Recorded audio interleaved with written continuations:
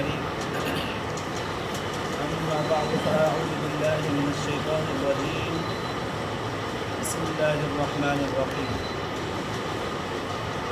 ومن الناس من يتخذ من دون الله أندادا يحبونهم كحب الله والذين آمنوا أشد حبا لله ولو يرى الذين ظلموا إذ يرون العذاب أن القوة لله جميعا وأن الله شديد العذاب. صدق الله العلي العظيم.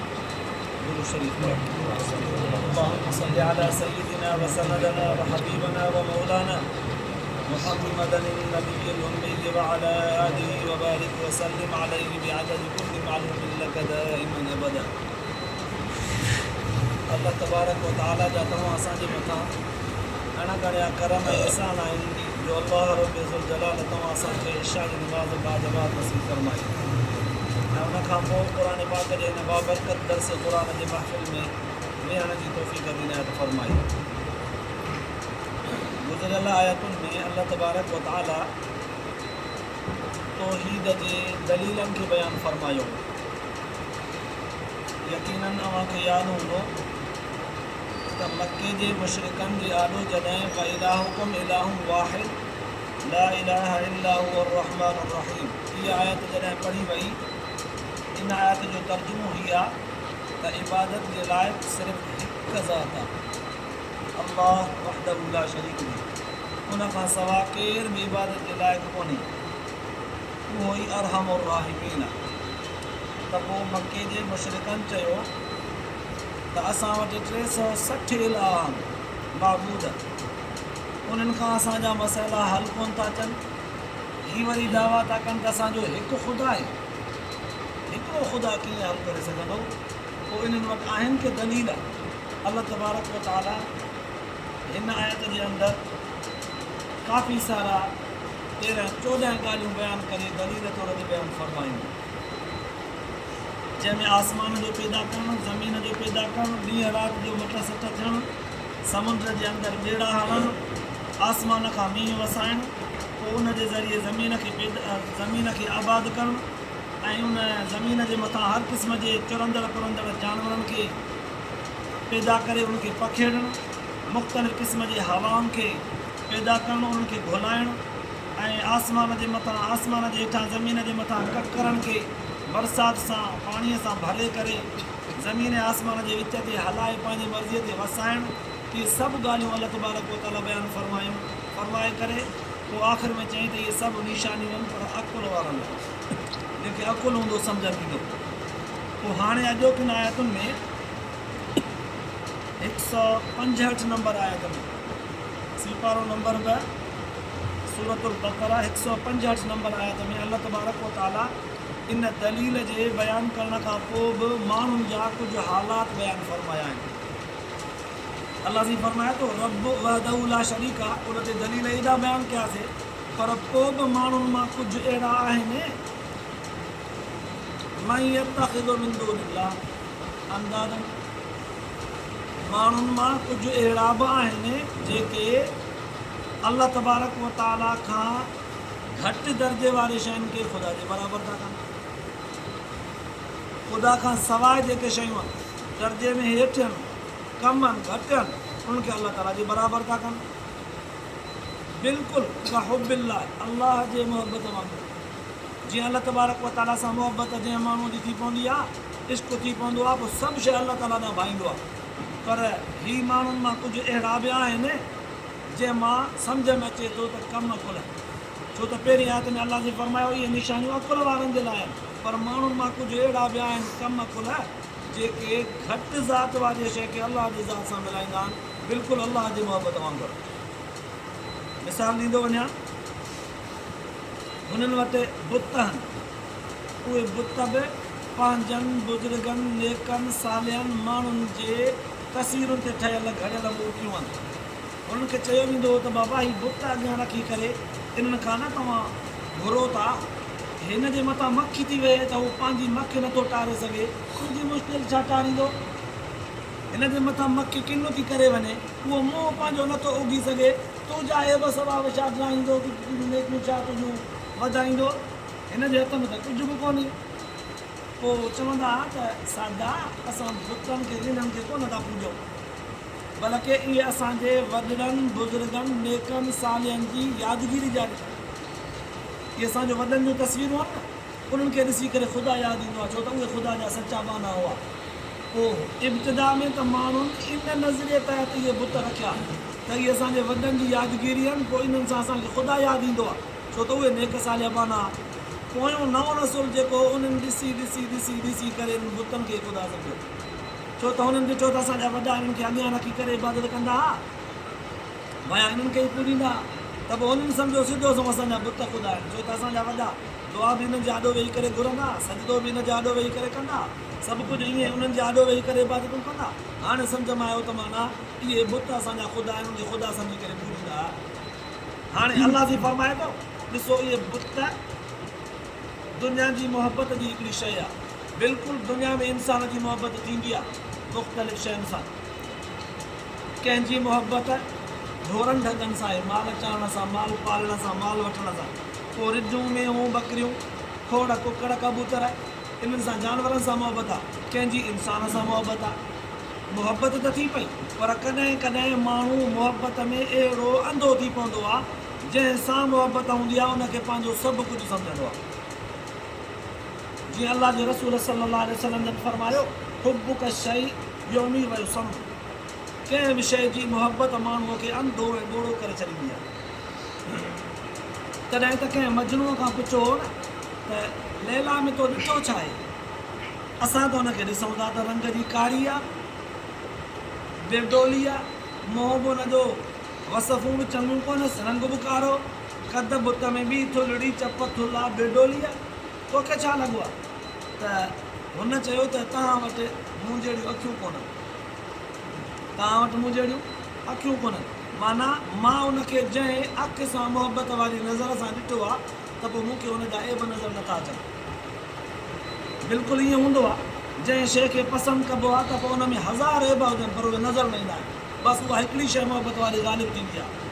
इतां सम्झ में आयो त आशिक़ बेअकुल थो थिए, जो हज़ार ऐबनि जे बावजूदि कंहिं हिकु शइ खे नज़र में रखे थो त बसि उनजे करे उन शइ खे एॾी अहमियत थो ॾिए जो सभु कुझु उनखे थो सम्झे। हालांकि अल्लाह तबारक व तआला हिन आयत जे ज़रिए इहा ॻाल्हि सम्झाइणु चाहे थो त आशिक़ बेअकुल न हुजे।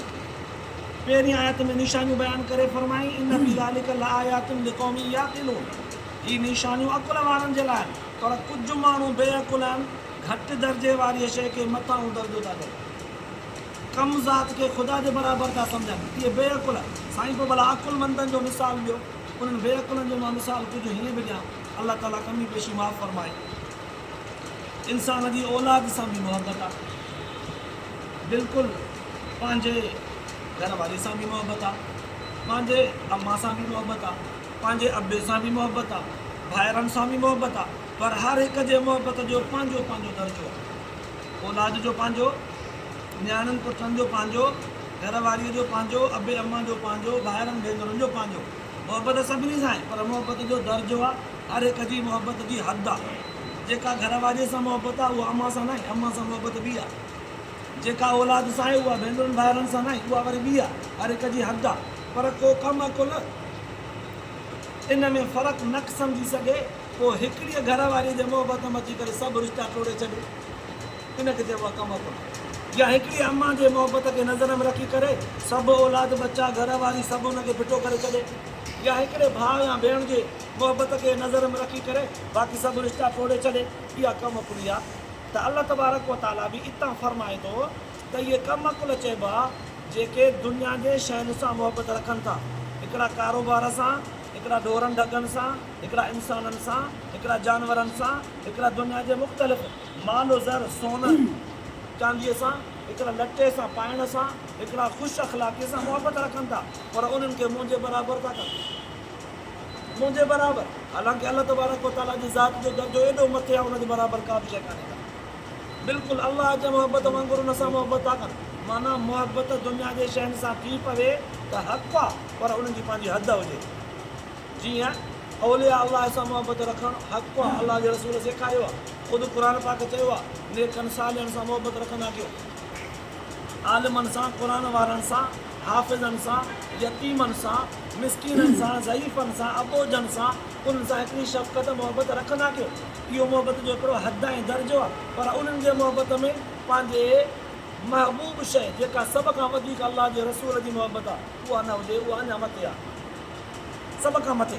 तॾहिं त अल्लाह ताला फरमायो, अल्लाह जे रसूल सल्लल्लाहु अलैहि वसल्लम बि फरमायो त माण्हूअ जो ईमान तेसीं ताईं असां वटि कामिल ऐं मुकमल कोन्हे जेसीं ताईं उनजी मोहबत मुंहिंजे महबूब सल्लल्लाहु अलैहि वसल्लम सां एतिरी हुजे जो ज़ाल ॿार बच्चे ॿार घर वारे सभिनी खां मथे मुंहिंजे हबीब सां मोहबत हुजे।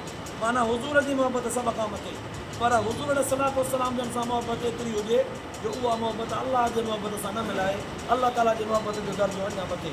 तो अल्लाह से फरमायो कम कुल कुझु अहिड़ा बि थींदा आहिनि जेके अल्लाह ताला खां घटि वारे शयुनि खे अल्लाह सां बराबरि कंदा आहिनि, बिल्कुलु ईअं इहो ई बोन बिल्ला उन्हनि सां मोहबत कंदा आहिनि ईअं जीअं अल्लाह सां मोहबत कबी आहे।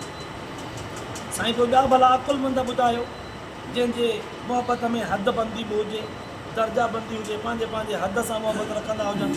अल्लाह से फरमाए थो हाओ वल्लज़ीना आमनू जेके मोमिन आहिनि ईमान वारा अशद हुब्बन लिल्लाह इन्हनि जी मोहबत अल्लाह ताला जी ज़ात सां मज़बूत आहे, अहिड़ी मोहबत मज़बूत आहे, अहिड़ी मोहबत मज़बूत आहे जो इन्हनि खे को फ़ाइदो पहुचंदो आहे न त बि चवंदा आहिनि अल्लाह ताला जी महिरबानी आहे, कामयाबी मिलंदी आहे, नुक़सान खां बचाव थींदो आहे, सिहत मिलंदी आहे, जवानी मिलंदी आहे, जेका शइ घुरंदा आहियूं थोरी घणी महिनत सां मिली वेंदी आहे। पोइ इहो न चवंदा आहिनि दादा असां बि महिनत कई लोड़ियो, बल्कि हीअं चवंदा आहिनि त मुंहिंजे रब जी महिरबानी आहे, असां खां जेको थियो उहो जेको पुॻो उहो कयोसीं, अल्लाह ताला जी महिरबानी आहे, अल्लाह ताला ॾिनो।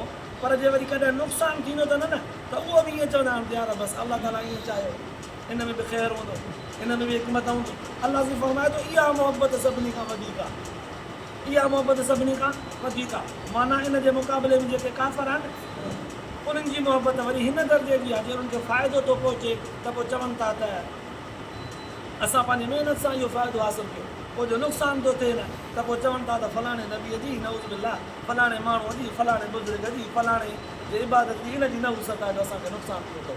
जीअं नूह अलैहिस्सलाम खे चवंदा हुआ, मूसा अलैहिस्सलाम खे चवंदा हुआ, हुज़ूर सलातो सलाम जन खे चवंदा हुआ त नुक़सानु तव्हांजे करे थो थिए। हालांकि अल्लाह तबारक व तआला फरमाइणु चाहे थो त मोमिन जी मोहबत सभिनी खां वधीक हूंदी आहे। पोइ मोमिन पंहिंजे मोहबत में सचो थींदो आहे, जेको अल्लाह ताला जे रसूल सां मोहबत जो दर्जो आहे उहो उनखे ॾींदो आहे, नबीअ खे अल्लाह जे मोहबत सां न मिलाईंदो आहे। आम माण्हूअ सां, नेक सालिह बुज़ुर्ग वली शहीद सां जेका मोहबत रखिजे उहा सहाबीअ जे बराबरि कान्हे, सहाबीअ जी मोहबत नबीअ जे मोहबत जे बराबरि कान्हे, नबीअ जी मोहबत अल्लाह जी मोहबत जे बराबरि कोन्हे। पर उहो बि कमु कुल चइबो जेको सभिनी पीरनि वलीअनि खे हुज़ूर सां मिलाए या वरी हुज़ूर सलाम जन खे अल्लाह ताला सां मिलाए, उहो बि कमु कुल चइबो। जीअं अल्लाह ताला हिते बयानु करे छॾियो त कुझु माण्हू अकुल में अहिड़ा कमज़ोर हूंदा आहिनि जेके घटि शयुनि खे मथां जी शइ जी मोहबत सां अल्लाह ताला जी ज़ात सां मिलाईंदा आहिनि, इहे कमु अकुल जा चइबो आहे। पोइ हाणे अल्लाह तबारक व तआला हिकिड़ी अजीब अंदाज़ में इंसान खे ॻाल्हि सम्झाई आहे, वलौ यरल्लज़ीना ज़लमू इज़ यरौना अलअज़ाब, दुनिया में इन्हनि कम अकुलनि खे थोरी घणी तकलीफ़ ईंदी आहे त पोइ पंहिंजे बुतनि खे सॾींदा आहिनि, पंहिंजे दोस्तनि यारनि खे सॾींदा आहिनि, जंहिं ते गत ॾींदा आहिनि, जंहिं ते मरंदा आहिनि उन्हनि खे सॾींदा आहिनि। पोइ वक़्त ते उहे कमु न ईंदा अथनि वक़्त ते उहे कमु, पोइ अल्लाह ताला खे सॾींदा आहिनि। पोइ जॾहिं अल्लाह ताला उनजी मदद कंदो आहे त पोइ उन वक़्तु हुननि खे अहसासु थियणु घुरिजे आहे इहो त यार हिते जिन ते असां सभु कुझु क़ुर्बान कयोसीं, सभु कुझु पंहिंजो लुटायोसीं, उहे वक़्त ते कमु कोन आया। इहे जॾहिं हिते नथा कमु अची सघनि त पोइ आख़िरत में कमु छा ईंदा, कोन ईंदा। ऐं यार हिते ई इहे कमु न आया, अल्लाह जी ज़ात कमु आई त पोइ नतीजतन आख़िरत में उहो रब ई कमु ईंदो न। अल्लाह खे फरमाए थो काश इहे ज़ालिम दुनिया जे इन सख़्ती अज़ाब इम्तिहान वक़्तु इहा ॻाल्हि सम्झी वठंदा त रब जी पकड़ अञा सख़्ती हुई। दुनिया में कॾहिं कोई माण्हू जंहिंसां थोरी घणी अणत बणत थी पवंदी आहे, पोइ उहो जेकर ज़ालिम थी पवंदो आहे, थोरी घणी अणत बणत ते वॾी सज़ा ॾींदो आहे, या तालुकात तोड़े छॾींदो आहे, या थोरे ॾोह जी सज़ा वॾी ॾींदो आहे, त पोइ उन वक़्तु अहसासु थींदो आहे त यार थोरे ॾोह जी एॾी सज़ा, थोरी ग़लतीअ में एॾो वॾो मुंहिंजे मथां अज़ाब, एॾो वॾो वबाल मुंहिंजे मथां इम्तिहान, एॾी सज़ा वॾी, ग़लती तोरी सज़ा वॾी, इहो त यार ज़ुल्म आहे। पर इन थोरी ग़लतीअ जे वॾीअ सज़ा मां सिखी वञनि हा त हीअ दुनिया जा ज़ालिम समाज जा रहाकू माण्हू थोरी ग़लतीअ ते एॾी वॾी सज़ा था ॾियनि। मुंहिंजो रब केॾो रहम राहिमीन आहे। मां रब जा हज़ारों क़िस्मनि जा गुनाह कयूं घुमंदो पियो वतां, मुंहिंजे रब मूंखे 47 वारे परदे में ढकियो आहे। पोइ हिननि माण्हुनि जी ग़लतियुनि ऐं कमियुनि कोताहियुनि खे दरगुज़र करण में ॾिसो न अकुल आहे न सम्झ आहे, नथा बर्दाश्त करे सघनि। मुंहिंजो रब ॾिसो केॾो त हलीम आहे, बुर्दबार ज़ात आहे। करोड़ों क़िस्मनि जा ॾोह गुनाह कयूं घुमंदो थो वतां इज़त सां, कॾहिं मुंहिंजे इल्मनि खे न खोलियो अथई। त पोइ अलाह जी फरमाए थो इन वक़्तु काश इन ज़ालिम खे सम्झ में अचणु घुरिजे हा त दुनिया जे सननि सुखनि कोताहियुनि ते दुनिया जा माण्हू माफ़ न पिया कनिसि, मां हज़ारों ॾोहनि जे बावजूदि ढकियूं थो घुमायांसि। उन वक़्तु अहसासु थिएसि हा त मुंहिंजो ख़ैरु आहे, मुंहिंजे रब खां वधीक जो केरु बि कोन्हे। काश इहा ॻाल्हि सम्झ में अची वञे सा उन वक़्तु। पर न जॾहिं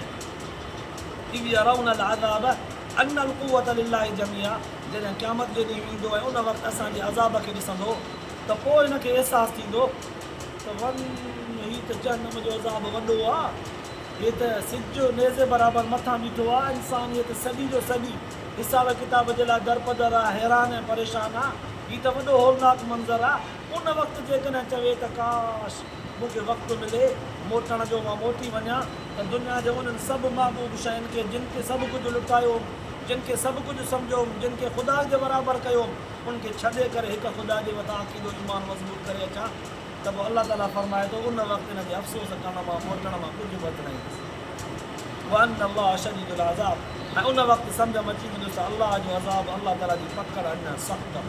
पर अलाह ताला सम्झाइण लाइ इहे लफ़्ज़ फरमाया त काश जेकर इंसान खे दुनिया जे थोरे घणे सूर दर्द अज़ाब इम्तिहान वक़्तु जेको अहसासु थियो, काश उन वक़्तु सम्झ में अची वञे त हीअ आयतूं ॿ ॻाल्हियूं वॾियूं सम्झाए वयूं त इंसान जे अकुल में जेका मुहबत हूंदी आहे इबादत सां गॾु, इबादत जो आख़िरी दर्जो हुजणु हिकु अलॻि शइ आहे। उन इबादत में अलाह जे ज़ात सां इश्क़ हुजणु हिकु वॾी शइ आहे।